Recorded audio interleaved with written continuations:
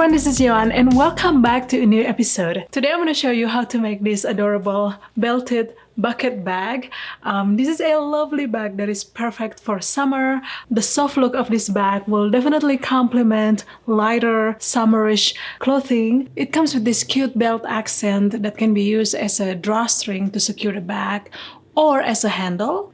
There is a zipper pocket at the back exterior, and in the interior there are 3 slip pockets and a zipper pocket. It has a magnetic snap closure and adjustable strap.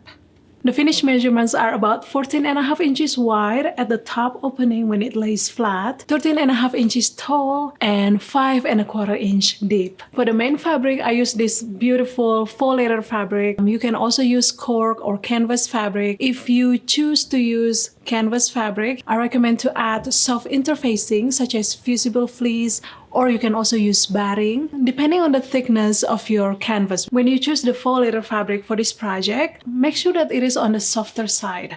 You don't want something that is too stiff because you actually want the fabric to drape nicely, especially when we use the drawstring feature. Alright guys, you can go get the PDF pattern and cutting instructions for this project at yohansewingstudio.com. And without further ado, let's jump straight into the tutorial. First, you want to print out and assemble the pattern pieces for the bottom panel and the stabilizer. Fold or cut one of the page's margin, and then you want to slide the other page behind it, matching the alphabet ellipse there. Make sure that there is no overlapping, and then you can tape to secure them. So you should have a template for the bottom panel and a template for the stabilizer for the bottom panel. Okay, first we're going to work on the exterior. So you want to cut 2 panels, one for the front and one for the back. Now let's work on the zipper pocket for the back exterior. So your zipper should be at least 10 inches long. Draw the zipper template on the wrong side of the pocket panel. Draw a 9 inch by 1/2 inch template for the zipper, just like shown on the screen right now. And you want to draw the template about 1.5 inch down from the top edge. And of course, you want to also draw the center line and the corner triangles. Now with the back exterior panel facing right side up, you want to position the pocket panel right side down, about 6.5 inch down from the top edge. Make sure that it is centered.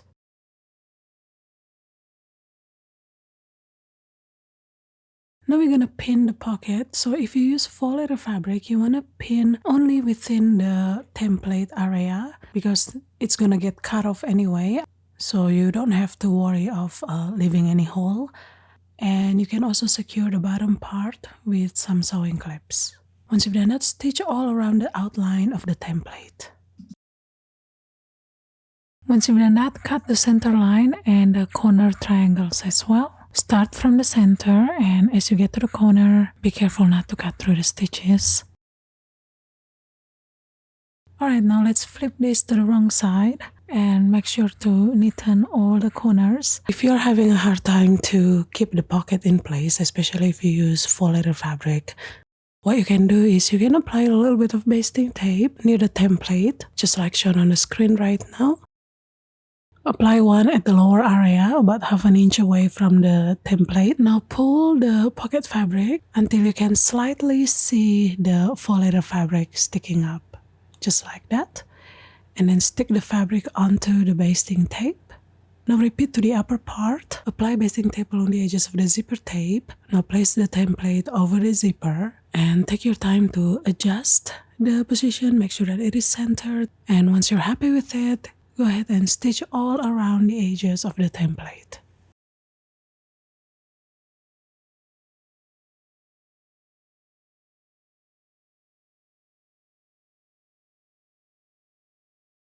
Trim down any excess zipper. Unstick the upper part of the pocket panel from the basting tape so that you can easily move the fabric. Now bring the bottom edge of the pocket panel towards the top, matching the edges, and then pin, and then you want to stitch along the sides and the top edge with 3/8 inch seam allowance. When you sew, make sure that the exterior fabric is out of the way, only sew the pocket.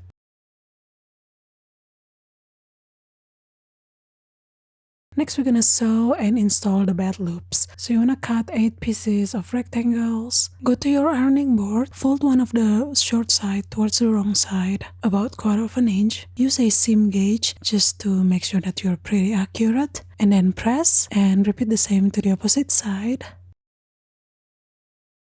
Fold in half lengthwise and then press. Now you wanna open the fold. Fold the raw edges towards the center fold. And then press. Now you want to fold this one more time and then press. Once you've done that, stitch all around the edges. And you want to work the same for the remaining pieces. Next, we're going to mark the position for the belt loops. First, we're going to draw a straight line across about 2.5 inch from the top edge. Whatever type of marker that you use, make sure that it can be easily removed from the fabric. I use a chalk marker here. Next, you want to mark the center point, and then from that center point, you want to measure 2 inches and mark it on both sides. Take one of the strip, and then on the wrong side, you want to apply a little bit of basting tape, or you can also use fabric basting glue, whichever one works best. So you just want to cut a tiny piece of basting tape, no wider than the strip, and then stick that along the edge of the strip on both sides. After you peel the top paper layer off, you want to position the strip about 2 inches from the center point and 2.5 inch from the top edge. Simply follow the marking lines that we drew earlier. Once it's secured, you want to stitch along the edges of the top and the bottom about 1/8 inch, or simply follow the existing seam line. Once you've done that, you want to repeat to install the belt loop on the opposite 2 inch point mark. Next, you want to measure and mark 2.5 inch from the installed belt loop. And you want to do the same to the opposite side.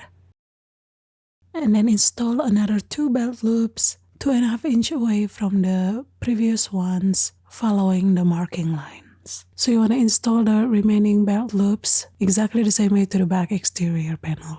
Now let's prepare the bottom panel. So you want to apply stabilizer on the wrong side, center the position, and follow the manufacturer's instruction. I use Decovil Light here. Now if you use faux leather fabric, you may want to do a bit of testing beforehand just to see which setting works best to fuse the stabilizer. Lay the front and back exterior panels right sides together, pin to secure them, and then stitch along the side edges with 3/8 inch seam allowance. Once you've done that, if you haven't already, you want to mark the center point of the front and the back. So match the side seams and then snip a little bit of a notch on both sides. Now we're gonna mark the center points of the bottom panel. So you wanna fold this in half widthwise and then snip the center point notch and repeat the same lengthwise.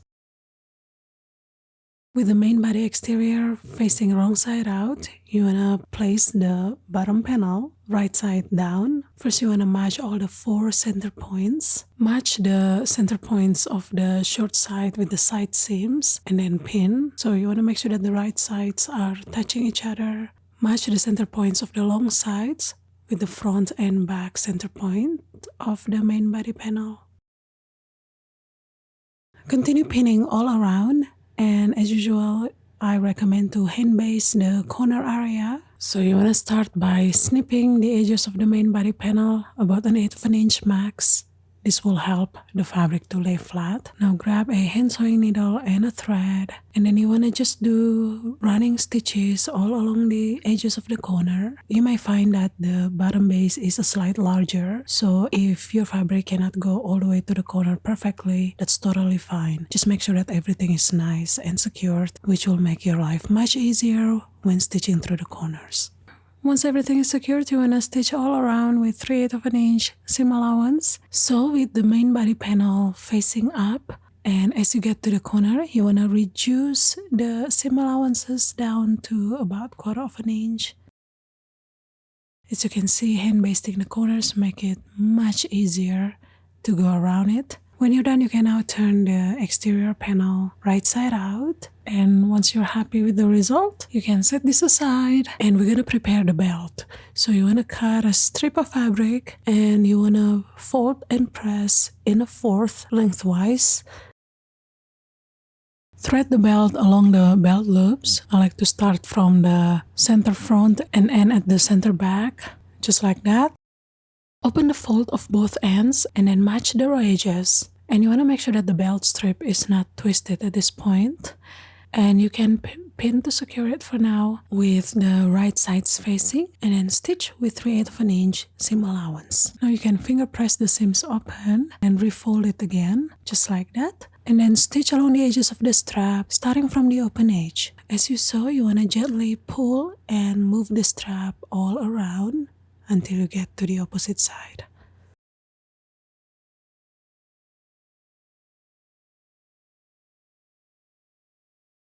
Next, we're going to work on the D-ring tab. So first, you want to draw a line right on the center lengthwise. So you can just measure 1 inch and then draw the straight line. Now fold the edge of the long side towards the center point marking. Secure with a couple of sewing clips and repeat the same to the opposite side. And then stitch along the edges.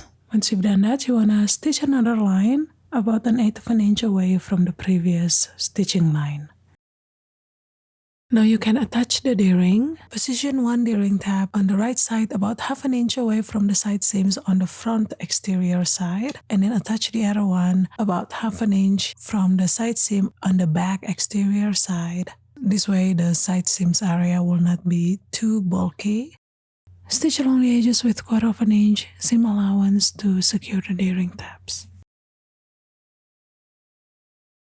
Now we're gonna make the adjustable strap. So this pattern calls for 1.5 inch wide webbing for the strap. You can go for 1 inch, no problem. Now we're gonna attach the hardware. So as usual, you will need 2 swivel hooks and 1 adjustable strap slider. Hold the slider right side up, and with the right side facing up, you wanna insert one of the end of the strap from the wrong side up to the right side and then back to the wrong side. Have about 1 inch of clearance there, and then stitch a straight line about 1/4 inch from the edge. Make sure to sew back and forth a few times to secure everything. Now let's set this aside and then take the remaining end of the strap, insert 1 swivel hook, pull that through about halfway, make sure that the head is facing outside, just like that. Now take the slider and then you wanna feed the end of the strap from the wrong side towards the right side and then back to the wrong side. And of course the strap should be facing right side up. Pull the strap through. Make sure that there is no twist. And this is how your strap should look like at this point. Now let's attach the remaining swivel hook to the end of the strap, just like that. And you wanna have at least 1 inch of clearance. And then you want to stitch a straight line back and forth about 3/8 of an inch from the edge. And there you go. The adjustable strap is done.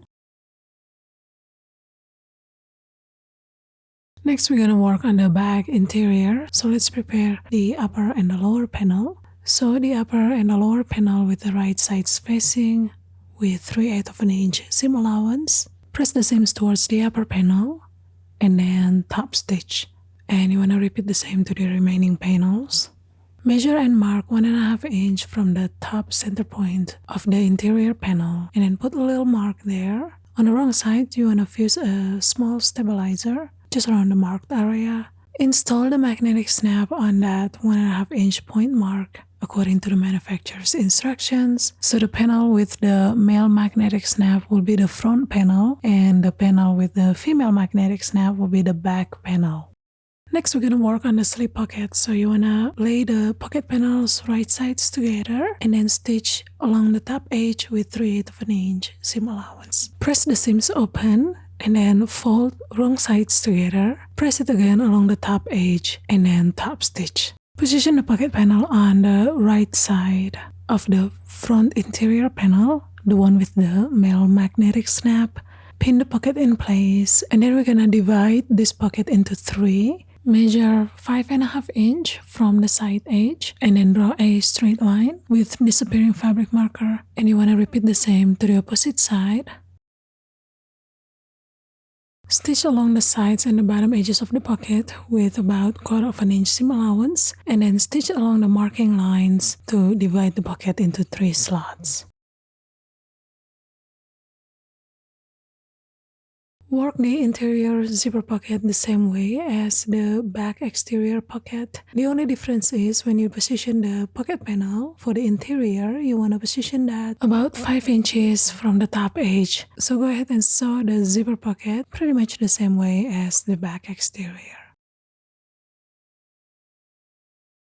Now it's time to assemble the back interior. So lay the front and back interior panels right sides together, matching all the edges, pin and then stitch along the side edges. So you want to start by stitching with 3/8 of an inch seam allowance, but then gradually increase the seam allowance to 1/2 inch, and as you are approaching to the bottom, you can reduce it back to 3/8 of an inch. When you attach the bottom panel, make sure to leave about 5 inches of opening to turn the back inside out later. Now it's time to assemble the back. So the back exterior panel should be wrong side out and the back interior panel should be right side out. Now if you haven't done this already, make sure to mark the center point of the front and the back. Simply match the side seams and snip the center points. Of course, you want to do the same for the interior as well. Once you've done that, let's insert the back interior into the back exterior. The right sides should be touching each other. Make sure to match the front side of the interior with the front side of the exterior and the back side of the interior with the back side of the exterior. First, we're going to match the side seams. You may want to lay the seams open when you're matching the side seams to avoid too much bulk in this area. Now you want to match the center points and then continue pinning all around. Once everything is secured, go ahead and stitch with 3/8 of an inch seam allowance. Turn the back right side out through the bottom opening hole.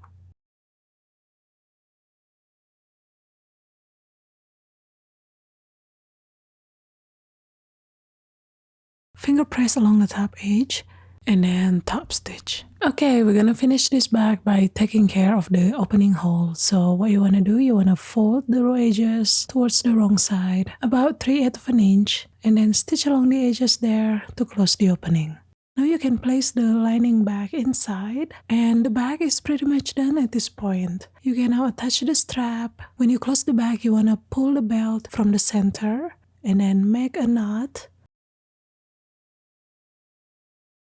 Now if you want to use the handle, you want to pull the belt from the center front and back together, just like that. And voila! So thank you so much for watching, guys. I hope you enjoyed this tutorial, and until next time, goodbye!